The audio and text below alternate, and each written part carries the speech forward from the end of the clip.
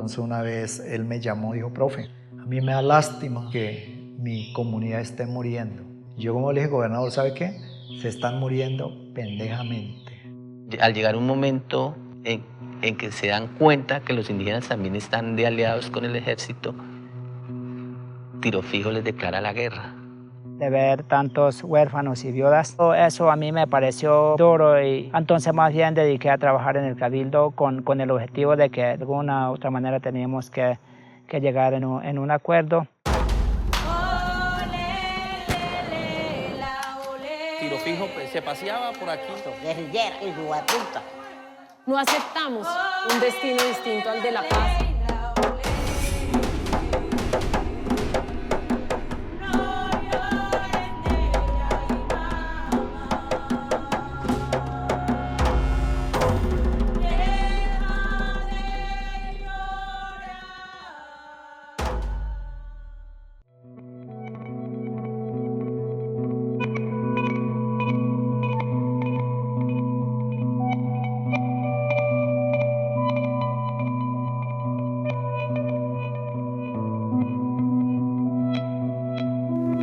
La familia Paya en Gaitania es la dinastía Nasa, especialmente emigrantes, digo yo, desde el departamento del Cauca.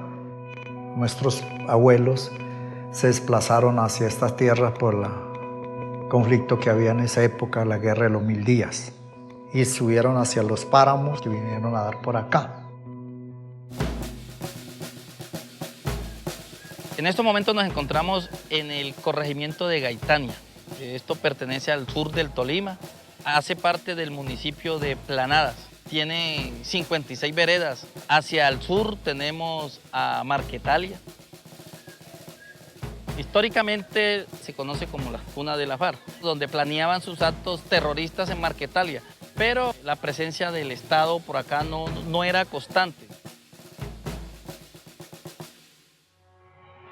Tiro Fijo tiene como aliados a los indígenas cuando se va para Marquetalia, que los indígenas parece lo conocen el territorio, conocen la zona. Entonces Tiro Fijo se apoyaba en ellos para toda clase de eventos, para las provisiones de esas guerrillas liberales que en ese momento eran.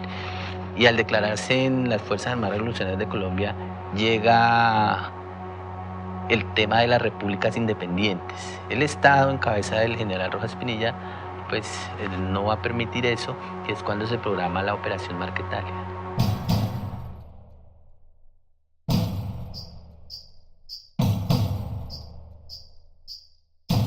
Esta es una de las operaciones donde nuestro ejército empezó a mostrar la capacidad que se tiene para atacar acá y lanzar operaciones de alto impacto. Es una operación que lograba y tenía como objetivo neutralizar, capturar y llegar a las áreas bases de estos bandidos de la FARC que estaban en su momento instalados acá en el sur del Tolima.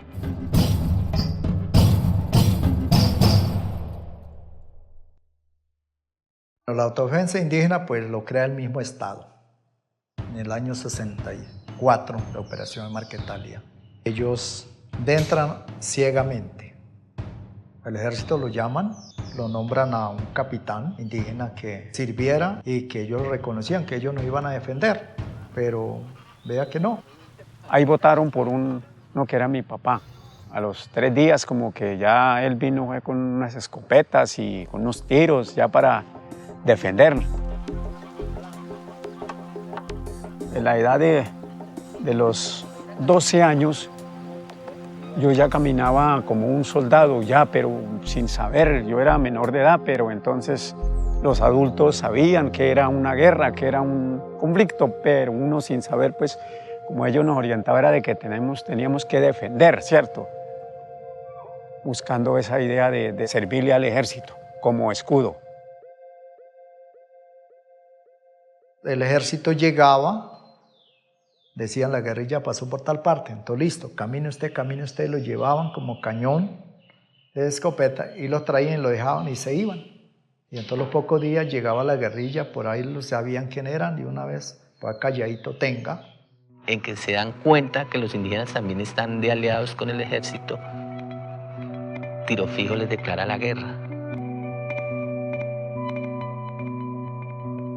Ya dentro del territorio indígena no puede haber una persona diferente. O sea, si no estaba, si no era conocido, de pronto le decían tiene 5 minutos para irse o salía por el río abajo.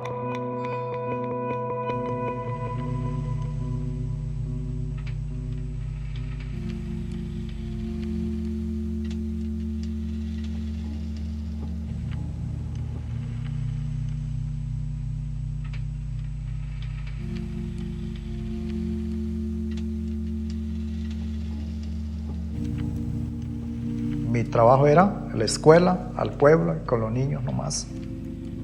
Pero era doloroso ver, digamos, los primos masacrados, ver a aquellos jóvenes y niños huérfanos. Yo a algunos les llamaba la atención, eso no es viable. Entonces yo me decía, no, profe, usted es de la escuela y yo estoy aquí con esto porque tengo que vengarme porque acabaron mi familia.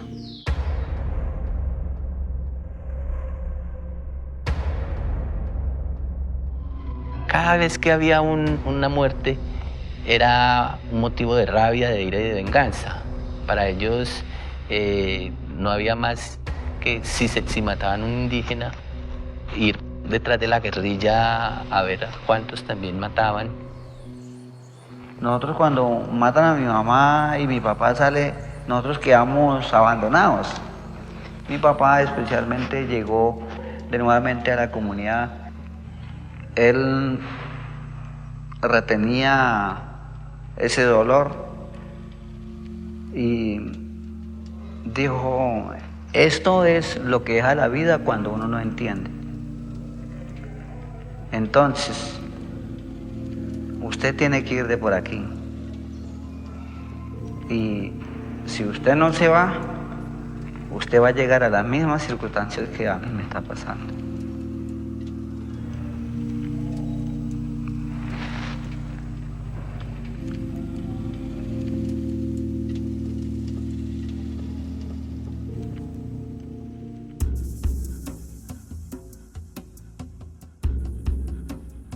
Comenzamos a trabajar internamente diciendo no queremos más la guerra.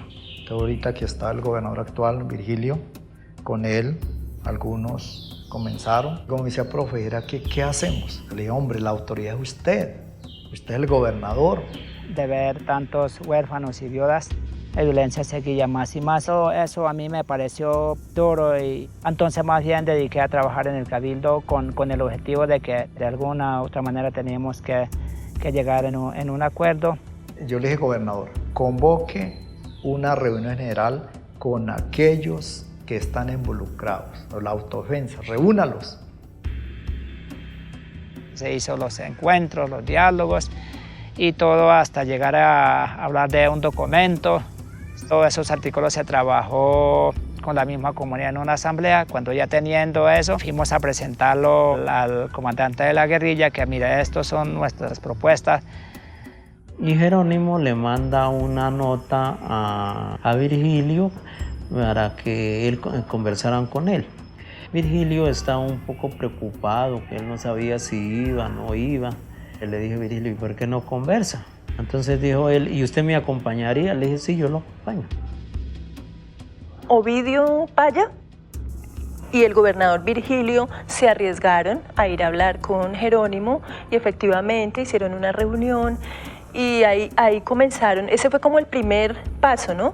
Lo que sé por Jerónimo, los indígenas mataron a Gonzalo, el guerrillero, y los indígenas pensaron que pues se había roto como el inicio de la paz, pero Jerónimo dijo que él no iba a vengar la muerte de Gonzalo, que él seguía con el proceso de paz, porque él quería terminar con ese conflicto de 36 años que ya llevaban.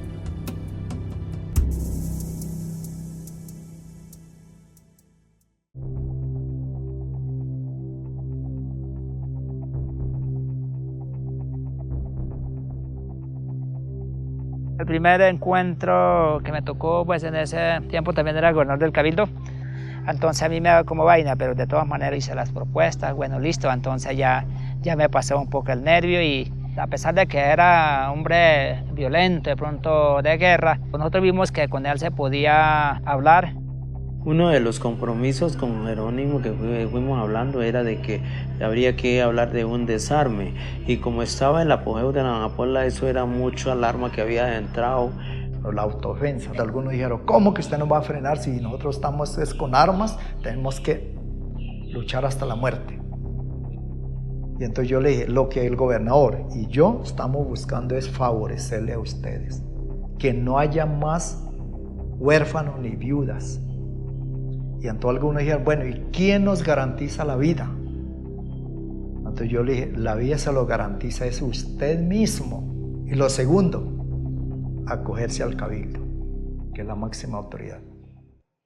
Cuando se reunió la última asamblea, ahí donde se definió que después de que firmamos la paz, ya no vamos a necesitar las armas, entonces echamos al río o lo dañamos, para que no quede ni para Dios ni para el diablo, entonces tocaba que destruir las armas.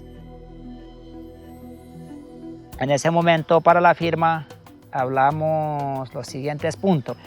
Uno era de que la comunidad debía estar desarmada. Lo otro era de que no estábamos de acuerdo de que la guerrilla hiciera campamentos dentro del territorio de nosotros, y que ellos tampoco podían interceder dentro de las decisiones de nosotros, y que no se fueran a llevar los muchachos para las filas de ellos, ni tampoco nosotros pagaríamos ningunas cuotas de dinero a ningún grupo armado al margen de la ley.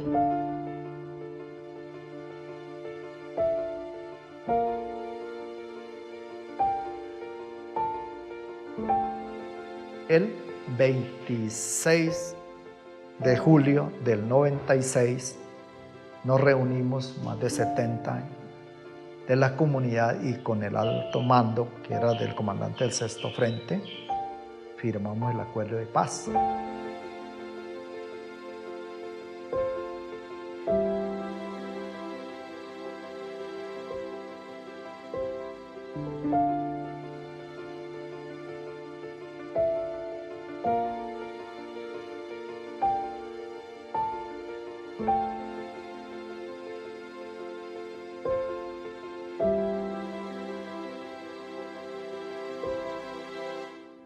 Porque nos está demostrando este pequeño proceso en el sur del Tolima cuánto ganamos con la paz y cuánto perdemos con la guerra.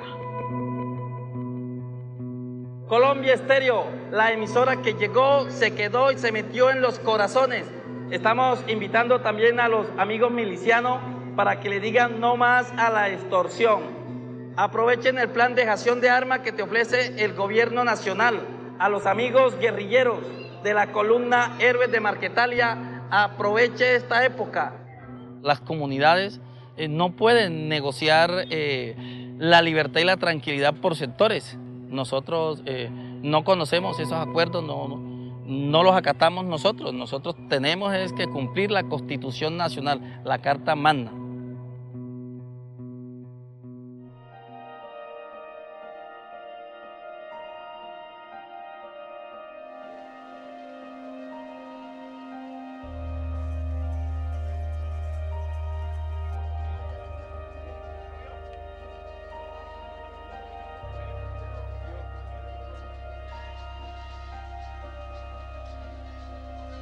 Que la paz sí es un derecho y es una utopía muy posible. A veces nos preguntamos en el movimiento guerrillero, qué fácil es hacer un gran incendio de la guerra con un solo fósforo, y qué difícil apagarlo después, cuánta agua y cuánto esfuerzo necesitamos. Eso precisamente nos pasó con el acuerdo. No hubo mayores palabras en los grandes medios de comunicación para decir que aquí en el sur del Tolima estábamos construyendo paz. Y sí se prestaron para una provocación y decir que íbamos a matar indígenas. El ejército fue el primero en tratar de demeritar esto. Después de la firma del proceso, apareció una carta donde supuestamente Jerónimo le daba la orden a sus subalternos de que en adelante tenían que seguir asesinando indígenas y reclutando indígenas para su servicio. Tengo que denunciar el papel sucio desempeñado por el señor coronel Tafur del batallón Caicedo, quien falsificó nuestra firma. Con ese plagio, realmente la voluntad de paz hizo que nosotros destruyéramos mediante el diálogo las pretensiones de la 6ª Brigada, concretamente del batallón Caicedo, para volver a armar a los indígenas y enfrentarlos a la guerrilla. Llegamos a saber de que eso era mentira del ejército. Antes pensaron que de pronto los indígenas éramos brutos como siempre. Y hoy felizmente estamos celebrando el primer aniversario de esta voluntad, de este anhelo de todos los surtolimenses. Muchas gracias y viva la paz. Es una enseñanza muy grande que aquí en Colombia no la conocen a fondo, no la valoran a fondo, porque es que hacer la paz es lo que hicieron ellos, ¿no? Es olvidar y no anteponer los intereses propios, sino los de toda una comunidad. Bueno, en estos momentos el sur del Tolima para nadie es un secreto que ha surgido un cambio, ¿no? La labor social que se viene cumpliendo demuestra la grandeza de nuestros hombres, no solamente en el campo de la batalla, sino fuera de ella. Desafortunadamente pues se hablan de unos pactos y como siempre estos bandidos de la FARC no cumplen los pactos, lo incumplieron, porque hay que hacer la claridad, ¿no? Que la guerra declarada por los terroristas de la FARC no es contra las fuerzas militares, contra el Estado colombiano, y los indígenas, la comunidad indígena hace parte del país, de los pueblos colombianos. Ya no pienso, digamos, de volver atrás, sino que vamos a seguir adelante y educar a mis hijos. Entonces eso es una alegría para mí, que eso me ha servido. Con esa firma de para acá, gracias a Dios, no ha habido ni un muerto por parte de la guerrilla, digamos, aquí en el territorio indígena. Y eso ha servido mucho. Y para mí hay una alegría. Perdón y respeto, esa sanaba todas las enfermedades, todas las heridas que en el corazón de la comunidad había, y tanto como de la guerrilla. Y yo me vine más contento que nunca por esa firma, y hasta ahora llevamos y hasta ahora estamos bien, y aspiramos que eso siga, que no vuelva a repetir esa historia aquí con la comunidad. La paz es tener armonía con la naturaleza, con los demás y consigo mismo. Nosotros hoy en día tenemos que retomar esos para darle una vida no a la misma violencia, sino ya dar una vida mucho más creativa, una vida mucho más eficiente y tener una identidad clara como pueblos indígenas. Cueshuski wenue weñiñaja, wechaena siputau, euteneñu wechaptayucha, acha euteña finzetsau, acha euteña finzetsau, euten vitñijuñaja, Quechanu sueja siptau, Wechana usueja spagañacha, acha euteña finzetsau.